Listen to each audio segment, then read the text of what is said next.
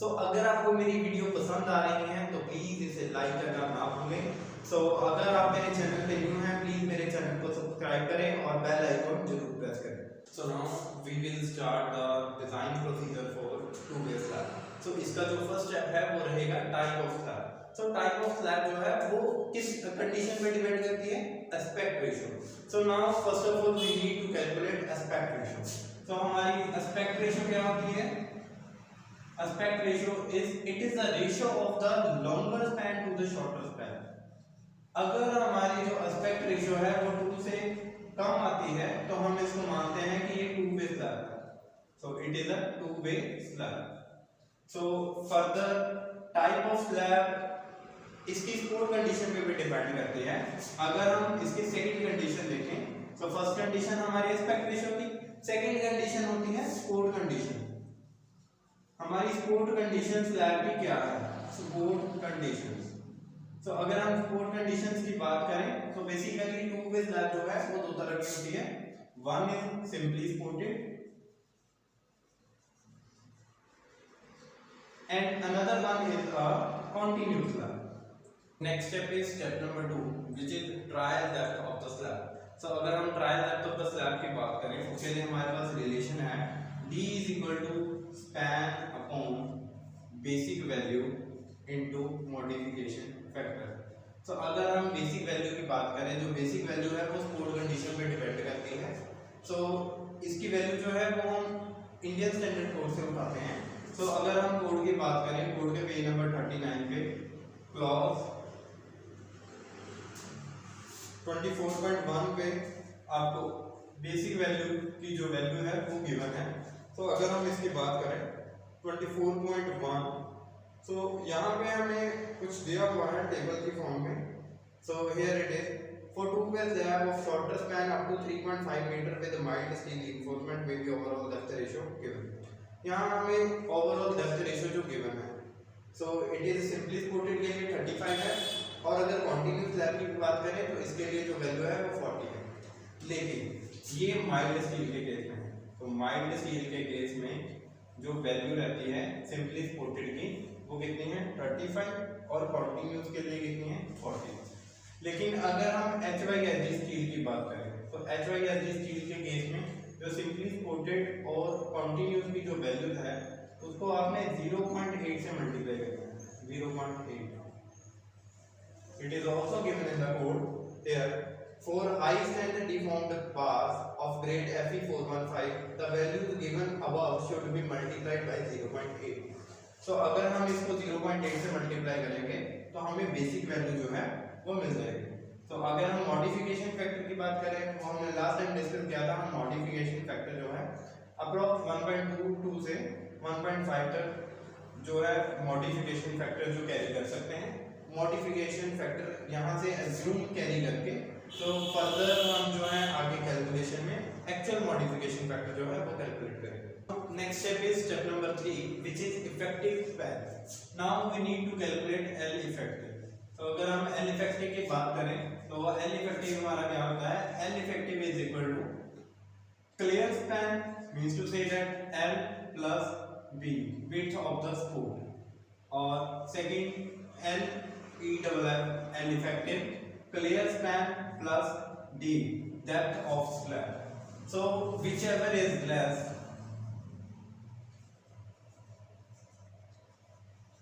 इन दोनों में से जो भी लेस आता है हम उसे कैरी करते हैं एज अ L effective।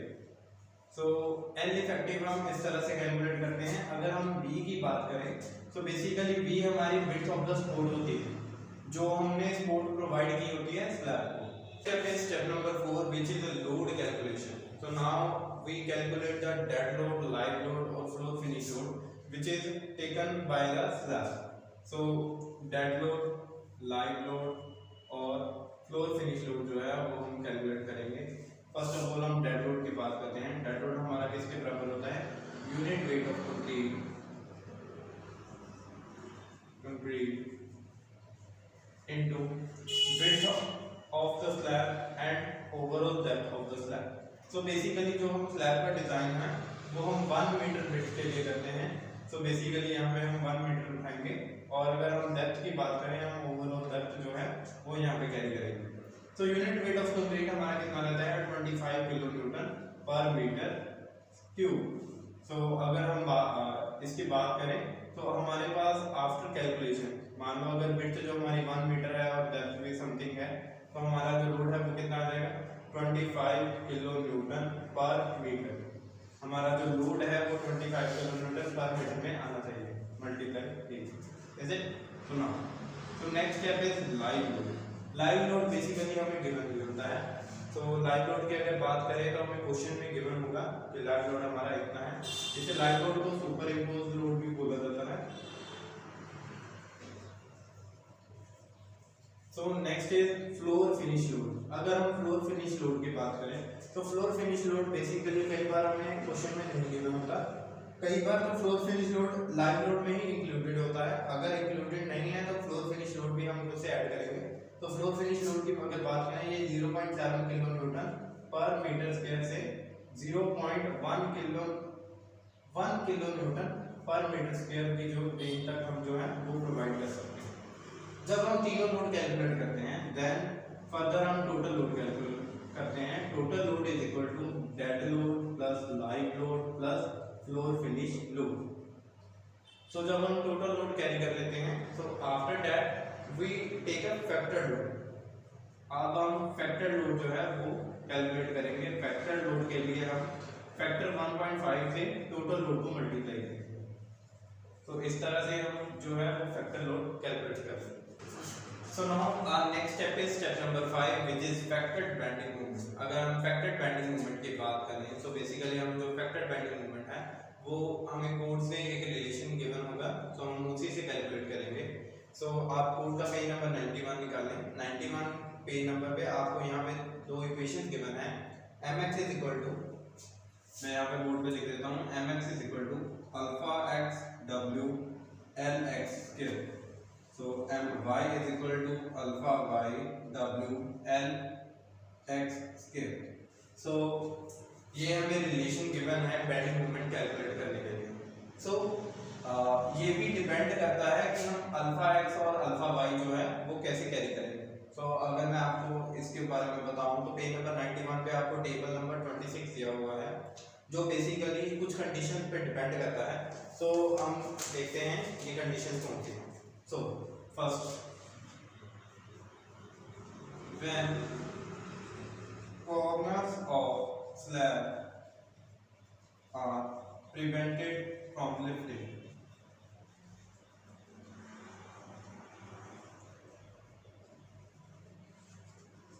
जो हमारे स्लैब के कॉर्नर्स होंगे अगर वो स्लैब की जो लिफ्टिंग है उसको प्रिवेंट करेंगे तो उस केस में हम जो अल्फा एक्स और अल्फा वाई की वैल्यू है वो हम टेबल नंबर 26 से कैरी आउट करेंगे। सो यहाँ पे टेबल नंबर 26 पे आपको type of the panel and movement consider, तो आपको टाइप ऑफ द सपोर्ट या उसकी कंडीशन गिवन है। सो इधर हमारी शॉर्ट स्पैन कोफिशिएंट, तो अगर हम शॉर्ट स्पैन कोफिशिएंट की बात करें ये भी हमारा डिपेंड करता है एस्पेक्ट रेशियो पे। तो उसके हिसाब से आप जो है जो भी आपको वैल्यू मिलती है अल्फा एक्स की वो आप कैरी करेंगे। और एज इट इज इधर आपको एल वाई की वैल्यू भी गिवन है, coefficient alpha Y for all values. So ये भी गिवन है, इससे आप अल्फा वाई की जो है वो वैल्यू उठाएंगे। सो नेक्स्ट इसके जो पार्ट आता है वो पार्ट आता है B, when corner of slab are do not prevented from lifting। जब जो कॉर्नर है स्लैब पे प्रिवेंट नहीं करते हैं लिफ्टिंग को तो उस केस में हम alpha x and alpha y को जो वैल्यू है वो टेबल नंबर 27 से कैलकुलेट करते हैं। फिर it is also given a table number 27। So just हमने वैल्यू पुट करनी है इस टेबल के अकॉर्डिंग। हम alpha x and alpha y की वैल्यू उठा के हम उसकी कंडीशन के अकॉर्डिंग जो है वो एडअप कर सकते हैं। सो बेसिकली अगर हम इस कंडीशन की बात करें when corner of slab do not prevent lifting तो हम टेबल नंबर 27 से जो है वो वैल्यू कैरी करेंगे। तो अगर हम बात करें when corner of slab prevented lifting then हम टेबल नंबर 26 ये है जो वैल्यू कैरी करेंगे alpha x and alpha Y. So इस तरह से हम फैक्टर्ड बेंडिंग मोमेंट कैलकुलेट करते हैं टू वे स्लैब के केस के लिए। Now our next step is step number 6, which is the required depth of the slab. So अब हम जो depth required है हमें स्लैब के लिए वो कैलकुलेट करेंगे। So उसके लिए हमारे पास क्या है, हम mu को mu limited से जो है वो इक्वेट करेंगे। So first of all we need to calculate mu limited. तो अगर हम mu limited कैलकुलेट करनी है तो उसके लिए भी हमें रिलेशन जो है वो कोड में गिवन है। कोड के पेज नंबर 96 पे आपको सी पार्ट पे एक फॉर्मूला मिलेगा। So which is mu limited is equal to 0.36 multiply x q max upon d 1 minus 0.42 x q max upon d bd square fck। तो अगर हम बात करें x q max upon d के लिए, तो x q max upon d के लिए आप जो है वैल्यू जो है वो पेज नंबर 70 से देख सकते हो। तो now we open it page number 70। तो अगर हम पेज नंबर 70 की बात करें, आपको fy की वैल्यू के corresponding x q max upon d की वैल्यू जो है वो गिवन है। तो x q max upon d की वैल्यू कितनी है, 0.48। सो x q max upon d जो fe415 के लिए है वो है 0.48। सो हम x q max upon d की जो वैल्यू है वो हम इसमें पुट कर सकते हैं। तो अगर आपको fy 500 है तो ये वैल्यू हो जाएगी 0.46। अगर ये माइल्ड स्टील है means to say that fe250 then it is 0.56। So सारी वैल्यू पुट करने के बाद आप इसमें d की जो वैल्यू है वो पुट नहीं करेंगे। तो इससे हम क्या करेंगे, नेक्स्ट फर्दर जब हम mu को mu लिमिटेड से जो है वो इक्वेट करेंगे देन हमें d की वैल्यू जो है वो एक गिवन मिलेगी।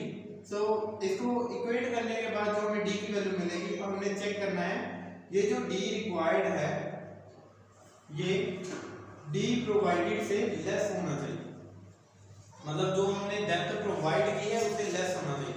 अगर ये लेस होता है देन इट इज ओके, अगर नहीं होता तो हम इसको एडिशनल डेप्थ जो है वो प्रोवाइड करेंगे। Our next step is step number 7, which is main reinforcement and its spacing. So जब भी हम टू वे स्लैब की बात करते हैं तो हम मेन reinforcement टू डायरेक्शन में कैलकुलेट करते हैं, x direction as well as y direction. So first of all हम x डायरेक्शन पे जो है मेन reinforcement वो कैलकुलेट करेंगे।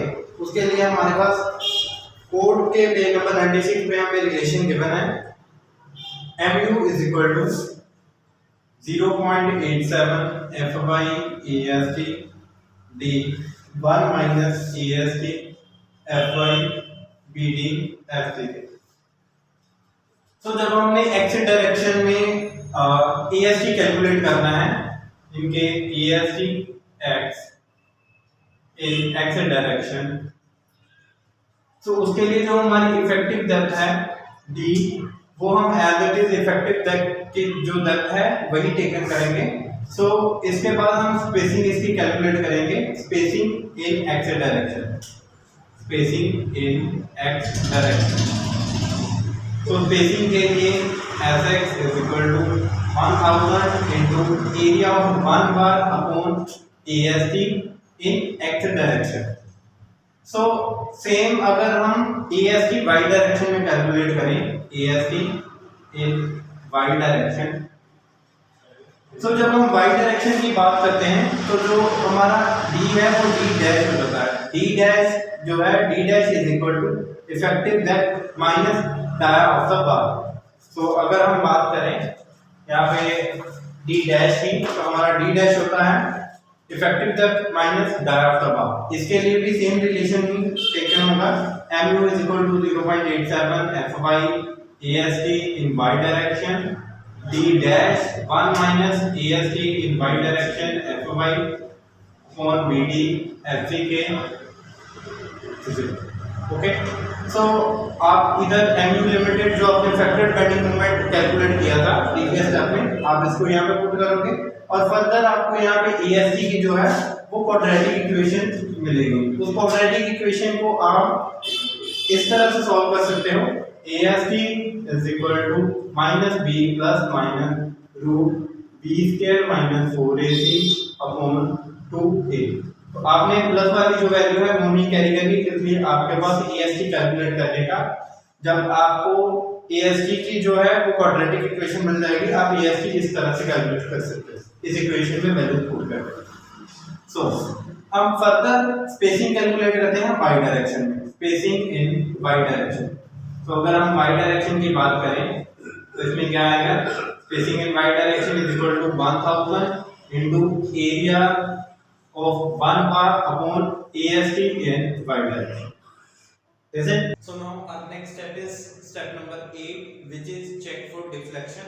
इसको आप check for serviceability भी लिख सकते हो। So इसमें हम चेक करेंगे कि जो हमने फर्स्ट स्टेप में ट्रायल डेप्थ निकाली थी उसके हिसाब से अब हम मॉडिफिकेशन फैक्टर जो है वो कैलकुलेट करेंगे, एक्चुअल मॉडिफिकेशन फैक्टर, एंड उसे हम चेक करेंगे कि जो हमने डेप्थ प्रोवाइड की है और जो डेप्थ रिक्वायर्ड है, अगर जो डेप्थ प्रोवाइड से लेस आती है तो हम ये देखते हैं कि जो हमारी स्लैब है वो ओके है। सो फर्दर हम स्टेप की तरफ मूव करते हैं। तो इसमें हम फर्स्ट ऑफ ऑल क्या करेंगे, हम कैलकुलेट करेंगे percentage of steel, percentage of steel provided. तो उसके लिए क्या है, provided is equal to AST x upon जो AST हमने x डायरेक्शन में प्रोवाइड किया है अपॉन BD इनटू 100। तो इससे हमें एक्चुअल परसेंटेज ऑफ स्टील जो है वो हमें मिल जाएगी। उसके बाद हम FS की वैल्यू निकालेंगे। FS की वैल्यू के लिए आपको कोड में भी रिलेशन गिवन है जो है 0.58 is equal to 0.58 into area of cross section steel provided, means to say that AST provided upon AST required. तो इससे आपको FS की एक वैल्यू मिल जाएगी। FS की इस वैल्यू से आप FS और परसेंटेज की जो वैल्यू है आप इसको कोड में देखोगे, उससे आपको मॉडिफिकेशन फैक्टर की जो वैल्यू है वो मिलेगी। तो नाउ अब हम कोड में देखते हैं। कोड में पेज नंबर 38, अगर आप कोड में पेज नंबर 38 पे जाते हो, नीचे x डायरेक्शन में परसेंटेज ऑफ स्टील गिवन है एंड y डायरेक्शन में मॉडिफिकेशन फैक्टर गिवन है, और ये कर्व बनी हुई है ये FS के लिए। तो जो भी आपकी FS की वैल्यू होगी उससे आप पहले कर्व चूज कर लेंगे, उस कर्व से फिर परसेंटेज ऑफ स्टील से आप वर्टिकली अपवर्ड डायरेक्शन में जाओगे, जैसे आपको मॉडिफिकेशन फैक्टर की जो वैल्यू मिलेगी। सो अब आप उस मॉडिफिकेशन फैक्टर को depth required is equal to span upon basic value into modification factor. अब आप एक्चुअल मॉडिफिकेशन फैक्टर जो है वो दोबारा इस रिलेशन में पुट करोगे, इससे आपकी जो डेप्थ रिक्वायर्ड आएगी वो डेप्थ जो है वो डेप्थ प्रोवाइडेड से लेस आनी चाहिए। अगर वो लेस नहीं आती है तो आपको जो है अपनी स्लैब की जो थिकनेस है वो बढ़ानी पड़ेगी। नेक्स्ट स्टेप है step number 9, which is check for shear. जो हम शेयर का चेक है वो हम शॉर्टर स्पैन का लॉन्ग लगाते हैं। तो उसमें हम first of all critical section for shear जो है वो कैलकुलेट करते हैं। तो नाउ क्रिटिकल सेक्शन हम कैसे कैलकुलेट करते हैं, क्रिटिकल सेक्शन जो है हमारा depth of the slab plus inner face of the support. So now हम मान के चलते हैं कि हमारी डेप्थ ऑफ स्लैब है 160 mm plus inner face of support, means to say that जो हमने सपोर्ट जो है प्रोवाइड की है, अगर सपोर्ट की थिकनेस 300 mm है देन हम उसका हाफ जो है इफेक्टिव डेप्थ में ऐड कर देंगे, वो हमारा क्या आ जाएगा x क्रिटिकल सेक्शन। सो उस क्रिटिकल सेक्शन से हम फैक्टर्ड शियर फोर्स कैलकुलेट करेंगे। फैक्टर्ड शियर फोर्स किसके बराबर होती है, VU = WX LX by 2 minus WUX। So now W यहाँ पे हमारा फैक्टर लोड है, LX length of the span in x direction, W हमारा फैक्टर लोड एंड x जो है वो हमारा है क्रिटिकल सेक्शन। सो इससे हम फैक्टर्ड शियर फोर्स जो है वो कैलकुलेट कर लेंगे। सो फर्दर फिर हम नॉमिनल शियर स्ट्रेस कैलकुलेट करेंगे। हमें पता है नॉमिनल शियर स्ट्रेस किसके बराबर होता है, tau = VU/BD। सो नाउ अगर हम इधर जो VU कैलकुलेट किया है फैक्टर्ड शियर फोर्स वो इधर पुट करेंगे और V और D की वैल्यू जो है पुट करेंगे। सो इसके बाद हम कोड के पेज नंबर 73 पे टॉसी मैक्स की वैल्यू देखेंगे। सो यहाँ पे टेबल नंबर 20 पे गिवन है टॉसी मैक्स की वैल्यू। ये टॉसी मैक्स की वैल्यू जो है वो हमारी ग्रेड ऑफ कंक्रीट पे डिपेंड करती है। अगर हमारा ग्रेड ऑफ कंक्रीट M20 है देन ये वैल्यू है 2.8, अगर हमारी टॉ वी की वैल्यू टॉ सी मैक्स की वैल्यू से कम आती है देन जो हमारी स्लैब है वो ओके है। इसके बाद हम कैलकुलेट करते हैं टॉ सी की वैल्यू। तो टॉ सी की वैल्यू के लिए हम फर्स्ट ऑफ ऑल हमें क्या कैलकुलेट करना होता है, हम टेबल नंबर 19 पे जाएंगे। टेबल नंबर 19 पे हमें दिया हुआ है 100 into AS upon BD। Means to say that हमने first of all PD calculate करना है। PD percentage 100 into AS area of steel upon BD। जैसे सो इसके बाद हम ग्रेड ऑफ कंक्रीट भी, जो भी हमारा ग्रेड ऑफ कंक्रीट होगा, अगर हमारा ग्रेड ऑफ कंक्रीट M20 है उसके हिसाब से हमें टॉ सी की वैल्यू आ जाएगी। लेकिन सॉलिड स्लैब के लिए हम टॉ सी की जो वैल्यू आती है, अगर हमारी टॉ सी की वैल्यू x आई है तो उस टॉ सी की वैल्यू को हम k फैक्टर के साथ मल्टीप्लाई करेंगे। तो इस k फैक्टर के लिए आप कोड के पेज नंबर 72 पे देख सकते हो, यहाँ पे टेबल दिया हुआ है, मैं यहाँ पे भी लिख देता हूँ k फैक्टर के लिए पेज नंबर 72। पेज नंबर 72 पे आपको ये k फैक्टर दिया हुआ है कि आपने ये k फैक्टर अप्लाई करना है। ये k फैक्टर आप थिकनेस ऑफ द स्लैब की कॉरेस्पॉन्डिंग जो है वो अप्लाई करेंगे। मींस टू से दैट आपकी स्लैब की थिकनेस जैसी भी होगी उसके हिसाब से k की वैल्यू होगी। सो जब k की वैल्यू से मल्टीप्लाई कर देंगे, जो आपकी टॉ सी की वैल्यू होगी अगर वो टॉ वी की वैल्यू से ग्रेटर है तो फिर आपकी जो स्लैब है वो ओके है। So no shear reinforcement is provided, no shear reinforcement is provided। अब step number 10 is which is check for the development length। so now अब हम development length के लिए चेक लगाएंगे। अगर आपको development length के लिए कोई भी फॉर्मूला वगैरह देखना है तो आप उसके लिए IS कोड का पेज नंबर 42 और पेज नंबर 44 जो है वो फॉलो कर सकते हो। तो फर्स्ट ऑफ ऑल हम डेवलपमेंट लेंथ जो कैलकुलेट करते हैं, डेवलपमेंट लेंथ के लिए हमारे पास फॉर्मूला होता है 0.87 FFI dia of the bar upon 4 tau BD। तो अगर हम टॉ BD की बात करते हैं तो टॉ BD की जो वैल्यू है वो हमें पेज के टॉ BD तो now page number 42, page number 43 पे आपको टॉ BD के लिए वैल्यू दी हुई है। इसमें आपको जो ग्रेड ऑफ कंक्रीट है उसके कॉरेस्पॉन्डिंग आपको टॉ BD की वैल्यू मिलेगी। जो भी टॉ BD की वैल्यू मिलेगी आपको उसको 60% इंक्रीज करना है। सो अगर आपका ग्रेड ऑफ कंक्रीट M20 है और आपकी टॉ BD की वैल्यू आती है 1.2, देन जो आपका जो एक्चुअल वैल्यू होगी टॉ BD की वो कितनी होगी 1.2 इंटू उसको हमने 60% इंक्रीज करना है, इसलिए हम इसको 1.6 से मल्टीप्लाई करेंगे। सो फर्दर कैलकुलेट करने के बाद LD कैलकुलेट करने के बाद हमें परमिसिबल डेवलपमेंट लेंथ जो है वो इसके बराबर चाहिए 1.3 M1 upon V plus N। अगर हम M1 यानी कि मूवमेंट ऑफ रेजिस्टेंस की बात करें तो इसे भी हम कैलकुलेट करेंगे। इससे पहले हम ये मान के चलते हैं कि जो हमने अल्टरनेट बार है वो बेंडर प्रोवाइड की है। मींस टू से दैट हर एक बार जो है वो बेंडर प्रोवाइड की है अल्टरनेट बार। सो उस हिसाब से जो हमारा AST होगा वो हाफ हो जाएगा। AST 1 is equal to 1/2 into AST provided in x direction. x जो था वो हमारा शॉर्टर स्पैन था। So movement of resistance calculate करने के लिए आप कोड के पेज नंबर 96 से ये फॉर्मूला कैरी कर सकते हो। M1 is equal to 0.87 FI AST D। मैं आपको कोड में भी दिखा देता हूँ। तो कोड का page number 96। So here this formula is given in the code। तो आप इसे यूज करके मूवमेंट ऑफ रेजिस्टेंस जो है वो कैलकुलेट कर सकते हैं। और अगर हम इसमें शेयर फोर्स की बात करें, जब हम शॉर्टर स्पैन की बात करते हैं उसके लिए हम शेयर फोर्स इस तरह से भी कैलकुलेट कर सकते हैं WLX into R upon 2R+1। यहाँ पे जो R की वैल्यू है वो है एस्पेक्ट रेशियो की, R is equal to L/LX। इससे आप जो है वो फैक्टर शेयर फोर्स कैलकुलेट कर सकते हैं। इसके बाद अगर हम L नोट की बात करें, L नोट की वैल्यू जो इसके इक्वल होती है L nought is equal to side support by 2 minus cover. Means to say that जो भी हमारी सपोर्ट होगी, means to first of all हमारी सपोर्ट कितनी होगी 300 mm। सो उसको हम 2 से डिवाइड कर देंगे माइनस उसमें कवर कर देंगे। तो उसमें कवर माइनस करने से हमें L नोट की वैल्यू जो है वो मिल जाएगी। अगर जो हमारी डेवलपमेंट लेंथ की जो वैल्यू है जो हम इससे कैलकुलेट कर रहे हैं, अगर ये इक्वल या उससे कम आती है, means to say that 1.3 M1 V प्लस L नोट, देन जो डेवलपमेंट लेंथ की रिक्वायरमेंट है वो सेटिस्फाई है, हैंस सेफ। तो इसी स्टेप में पहले हमने development length in the short span निकाला था, अब हम development length in the long span calculate कर रहे हैं। सो प्रोसीजर सेम ही रहेगा। सो अगर हम डेवलपमेंट लेंथ की बात करें, development length LD = 0.87 f/d dia bar upon 4 tau PD। अगर tau PD की वैल्यू हमने देखनी है तो हम कोड के पेज नंबर 43 से जो है वो tau PD की वैल्यू देख सकते हैं।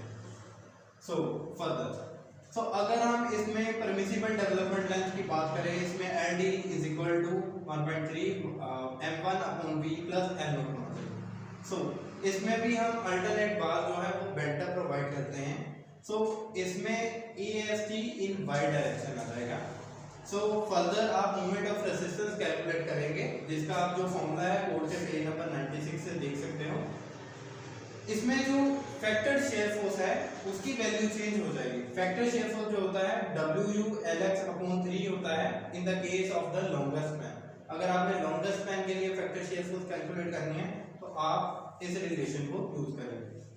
फर्दर इसमें L0 की वैल्यू भी सेम ही रहती है, side support by 2 minus cover. इस सभी चीज को कैलकुलेट करने के बाद अगर आपकी LD की वैल्यू लेस देन या इक्वल आती है 1.3 m1/v + L0, देन जो आपका चेक है फॉर डेवलपमेंट लेंथ वो सेफ है and safe. Now our next step is step number 11 which is torsional reinforcement at corners. अगर हम टू फेस स्लैब की बात करें तो टू फेस स्लैब के केस में हम सपोर्ट्स पे जो है टॉर्जनल रीइंफोर्समेंट जो है वो प्रोवाइड करते हैं। Basically torsional reinforcement is provided at corners in both directions parallel to side at top and bottom. हम top and bottom both cases में जो है वो टॉर्जनल रीइंफोर्समेंट जो है वो प्रोवाइड करते हैं। इसे हम कैलकुलेट कैसे करते हैं वो देखेंगे। Area of the torsional reinforcement, जो हमारा area of the torsional reinforcement होता है वो 3/4 into area of steel in x direction होता है। अब हम जोन ऑफ रीइंफोर्समेंट कैलकुलेट करेंगे। Zone of reinforcement means to say that हमने कौन से जोन में जो है वो टॉर्जनल रीइंफोर्समेंट प्रोवाइड करनी है। तो उसके लिए क्या है Lx/5 means to say that span of the shorter direction, जो शॉर्टर स्पैन है upon 5 plus inner edges of the support. Means to say that जो भी आपकी सपोर्ट होगी अगर वो 300 mm है आप उसका हाफ कर दोगे, इसमें ऐड कर दोगे। इसमें ऐड करने के बाद आपको जोन ऑफ रीइंफोर्समेंट पता लग जाएगा। इसके बाद जब आपने ये कैलकुलेट कर लिया फिर आप एक डाया अज्यूम कर लेते हो कि लेट मैंने provide 10 mm dia of bar जो है वो प्रोवाइड किया है। Dia of the bar provide करने के बाद आप उसकी स्पेसिंग कैलकुलेट करते हो। स्पेसिंग का आपको पता है 1000 into area of the one bar upon area of steel in torsional reinforcement, जो आपने EST कैलकुलेट किया था इस पार्ट में, वो आप इधर पुट करोगे, इससे आपको स्पेसिंग आ जाएगी। फिर आप लास्ट में लिखोगे प्रोवाइडेड कॉर्नर मैश। हम इधर मैश प्रोवाइड करते हैं, कॉर्नर मैश ऑफ जितना भी आपने डाया ऑफ द बार जो है प्रोवाइड करनी है, एंड स्पेसिंग कितनी भी स्पेसिंग आपने प्रोवाइड की है। मान लेते हैं अगर आपने 100 mm की स्पेसिंग प्रोवाइड की है, 100 mm centre to centre. Last step of this design procedure is step number 12 which is reinforcement detail. अब हम इसमें जो भी हमने प्रीवियस स्टेप में कैलकुलेट किया था अब हम उसको टैबुलेट करेंगे और इसके हिसाब से हमने एक रीइंफोर्समेंट का डायग्राम बनाया है। इस पे आप देख सकते हो ये टॉर्जनल रीइंफोर्समेंट प्रोवाइड की है स्लैब के चारों कॉर्नर्स पे। बेसिकली अगर हम टू वे स्लैब की बात करें तो टू वे स्लैब के केस में क्या होता है कि जो स्लैब है वो कॉर्नर से रैप होनी शुरू हो जाती है, लाइक कॉर्नर से वो उठनी शुरू हो जाती है। वो कॉर्नर से ना रैप हो इसलिए हम टॉर्जनल रीइंफोर्समेंट जो है वो प्रोवाइड करते हैं। अब हमने प्रीवियस स्टेप में जोन ऑफ टॉर्जनल रीइंफोर्समेंट भी कैलकुलेट किया था। तो यहाँ पे ये क्या है, जोन ऑफ टॉर्जनल रीइंफोर्समेंट, ये है हमारा length of the shorter span, length of the longer span. अब हमने प्रीवियस स्टेप में overall depth of the slab calculate किया था, आप उसको यहाँ पे देख सकते हो।